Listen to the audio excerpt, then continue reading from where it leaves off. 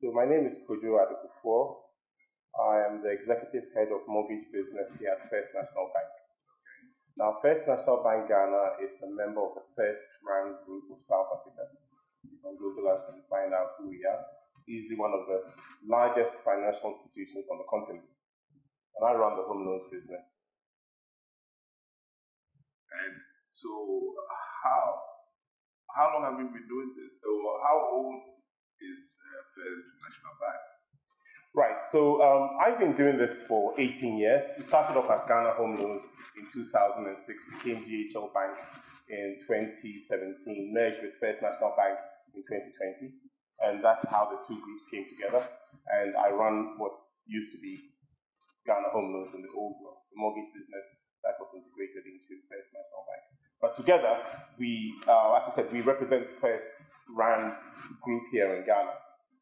So what sort of services do you offer at the bank?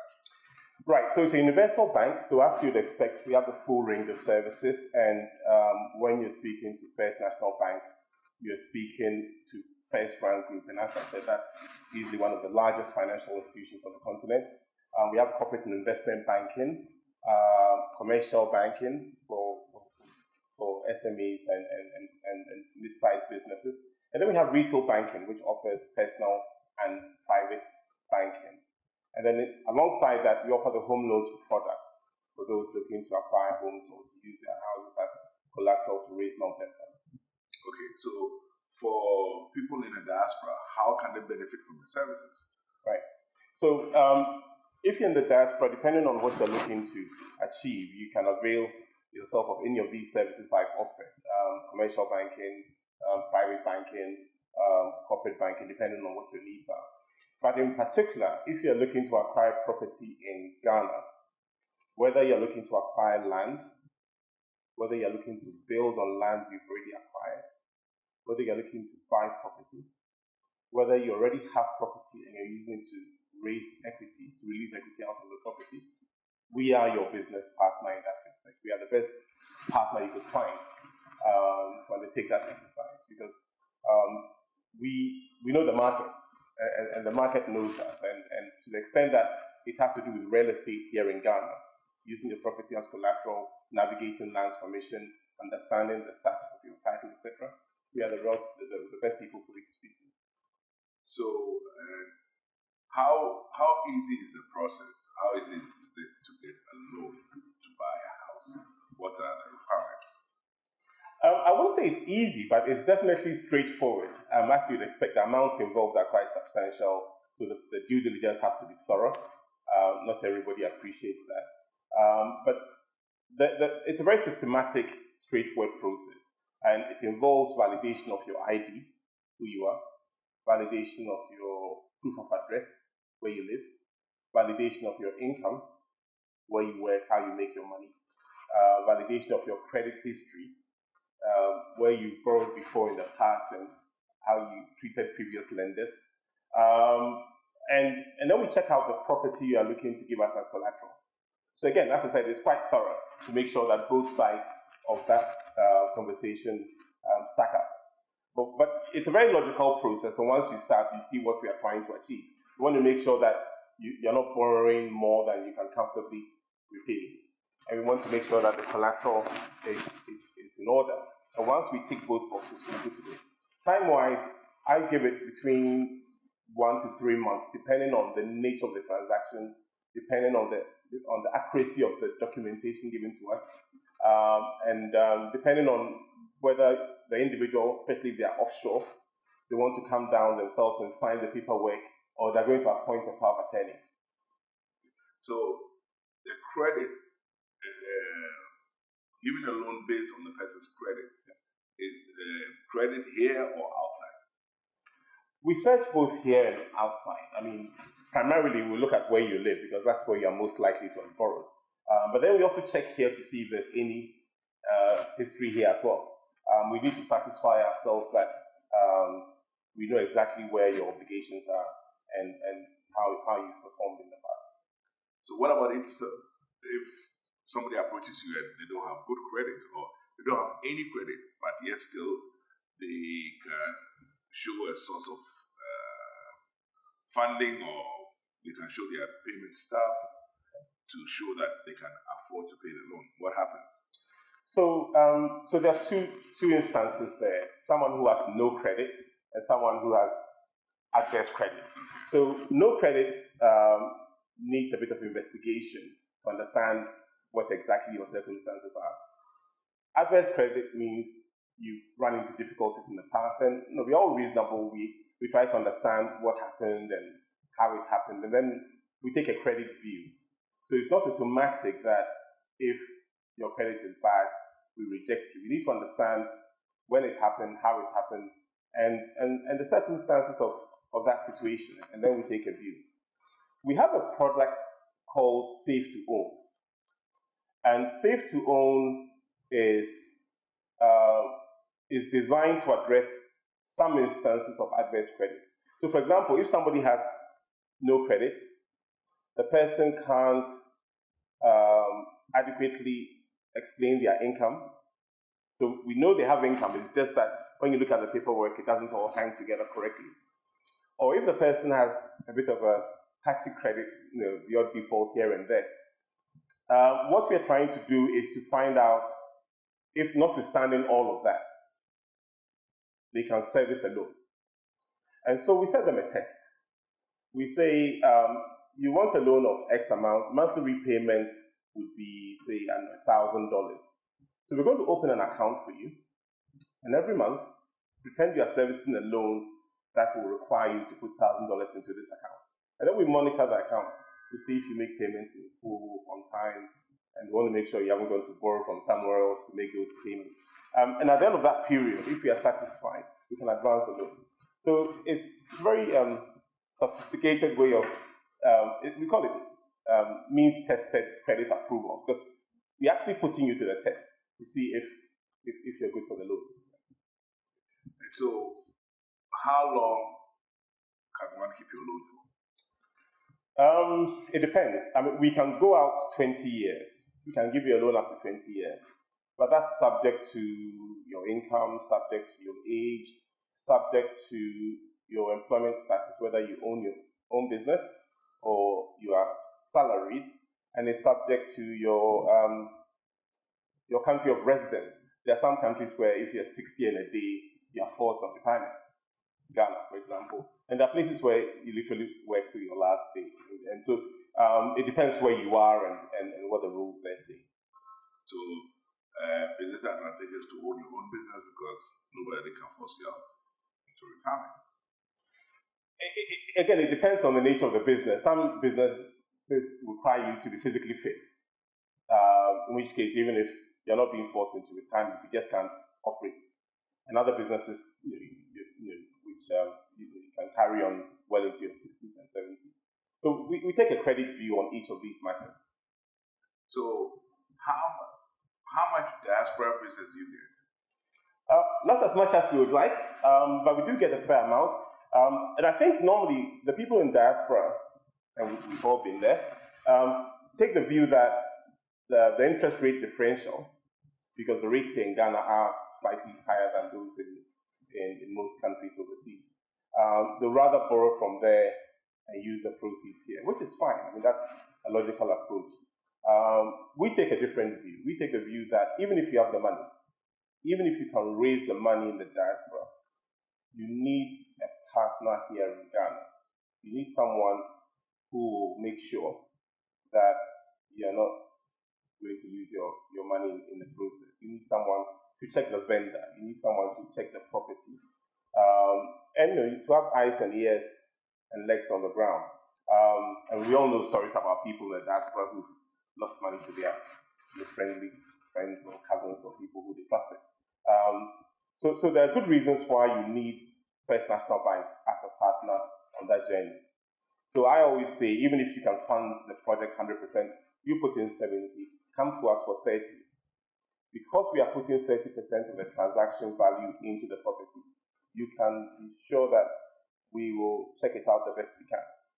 I'm not saying it's foolproof. I mean, we have, Ghana is Ghana, invariably something will go wrong, but definitely to the extent that there's something, there are red flags, we'll point them out to you before your money leaves, as opposed to use writing the check and then try to recover later. So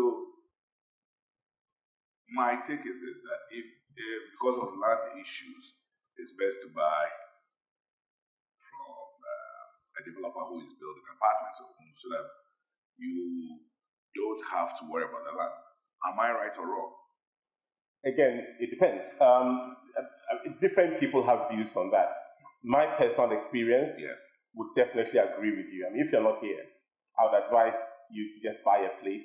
And when you're physically here and you have the time to go through construction and be on site and make sure your cement bags aren't walking away, then you do that. But some people insist on living outside and building back home. They want a house that is the home of their dreams, designed to their taste. And I respect that. I mean, that's another perfectly legitimate view. But I always tell my friends, knowing what I know now, I would never live outside and try to build in Ghana. I'll just buy a place, move in, and when I'm here full-time, try building. And if nothing else, for another reason, you tend to find, respectfully, when you're offshore, you get an architect here who's very enthusiastic. They design a palace, 10 bedrooms, 20 bathrooms, and then you finally move here and you realize, actually, you never really needed any of that.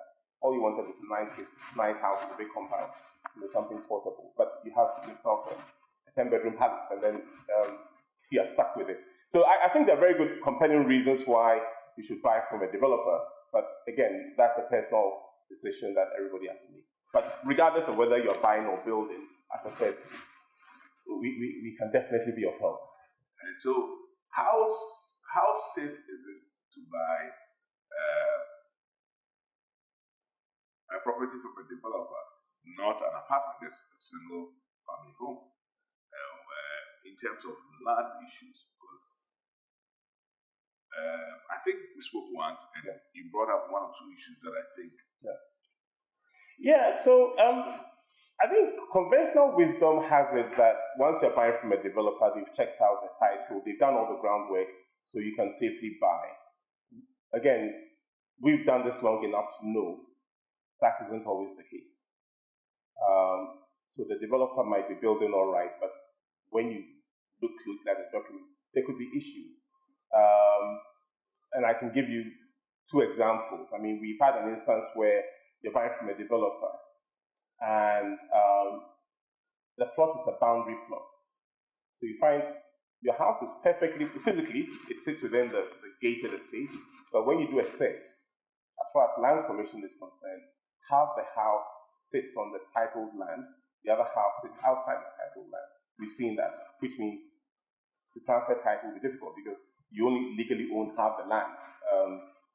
We've had instances where a developer would own title to the land, but there are pockets within the area covered by the title that belong to somebody else. We've had to deal with that as well. So legally, you own a house on the estate, but when you try to do a search on the title and transfer title, you realize you can't because the developer doesn't own that little piece. Like everything in Ghana, you can find a solution, but it takes a lot of effort and time and money. So again, that's where we come in handy, because we'll hopefully check all these things and point them out to you before you part with cash. And sometimes too, you realize the developer, there's something called consent to assign. The developer needs to get that in order to give you full title. If you're outside and you don't have a really reliable partner here, you wouldn't know that either. So you part with cash. And when you try to transfer title, you realize you then have to chase the developer to get this consent. And because it involves money and they don't have time, they've moved on to their next project, they won't give you the attention you deserve. So you can't transfer title. So there are all kinds of reasons. I mean, anybody who's gone through the process might be able to share this with you. Reasons why you need a good partner on that journey. Okay. So if anybody in the diaspora wants to buy a house here in Ghana, what are the first steps to secure a loan with your bank? Presumably, you've identified the house. If you haven't identified the house, you can still reach out to us. We can do two things: help you find one, show you a few of our developer partners, and take you around to see what they're doing, just in case you're interested in any of those. And then we can also start working on your credit. your application to make sure your credit and income, everything checks out. So I would say that's the first step. Make sure you found the target property and make sure your application is doable. There are people who, because of age or income status or whatever, cannot apply, and we need to know that right off the bat so we don't waste their time. So that's where the conversation starts. But once you have that under control, then the conversation starts with you submitting an application form, you open an account with the bank, you move in your application fee, we start doing searches, valuations, surveys on the property, and the conversation kind of goes from there. So what is your cap for loans? We don't really have a cap. I mean, it's all determined by your income. We've done, in dollars, we've done 100,000, 200,000, 500,000, a million, over $1 million loan value. So we can go pretty high to the extent that the individual shows us